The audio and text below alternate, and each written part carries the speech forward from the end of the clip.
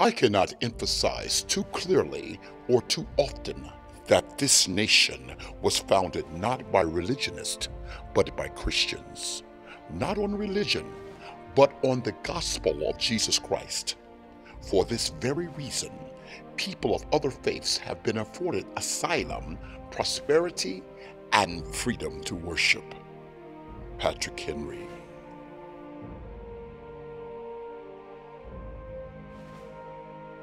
It is an especial manner our duty as a people, with devout reverence and affectionate gratitude, to acknowledge our many and great obligations to Almighty God, and to implore Him to continue and confirm the blessings we experience. George Washington. We have been assured in the sacred writings that except the Lord build the house, they labor in vain that build it. I firmly believe this.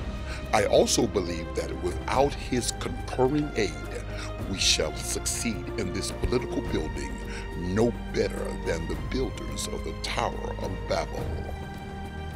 Benjamin Franklin.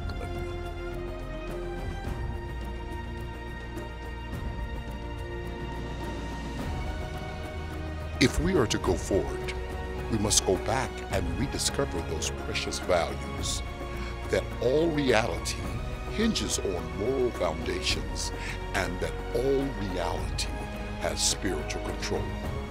Martin Luther King Jr. Hello, I'm Pastor Chris Evans, and I'm so excited to be a part of the greatest country in the world, the United States of America.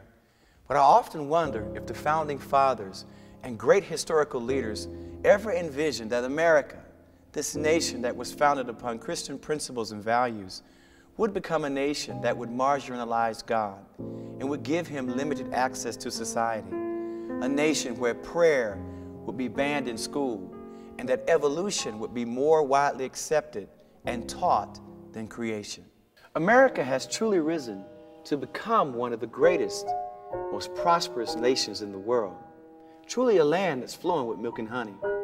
But the question we must ask ourselves is, how is it that a nation that is so deeply rooted and so deeply devoted to the Christian perspective has become morally challenged? Well, to answer this question, we must look at what happens in this nation every year. Last month alone, 100,000 children were aborted. Since 1973, over 52 million children have been aborted. Just think of that, an entire nation gone.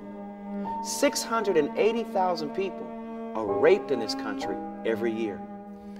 Every year, $50 billion is lost in gambling. $13 billion is spent in the pornographic industry. That's more than the gross income of NBC, ABC, and CBS combined. According to a USA Today report, 50 to 60% of all American marriages experience some kind of extramarital affair. 50% of all marriages end in divorce, and 33% of all babies born in this country are born to an unwed mother. And to top it all off, currently our nation is in $14 trillion worth of debt. $14 trillion, with 14 million Americans currently unemployed. So once we hear all these startling statistics, one resounding question remains: is there hope for America? Yes, I believe there's hope for America. America's a wonderful nation, a beautiful nation. She always has been. But America reminds me of Israel in the Bible. Many years ago, Israel was a nation that constantly walked away from God. But what we learned from that segment of time was that God was more willing to extend His mercy than His judgment. He gives us a beautiful formula in the book of 2 Chronicles 7 and 14. And it says, "If my people, which are called by my name, would humble themselves and pray." I believe the key to turning this nation or any nation is prayer. Therefore, I'm inviting you to be a part of a collaborative effort to join with many churches throughout this region and nation to pray for the United States of America. During this time, we will lift up government, national, state, and local. We will pray for pastors and church leaders, local businesses, and believe God to bring change that only God can bring. I want you to do me a favor. I want you to log on to a website, www.unite21.org.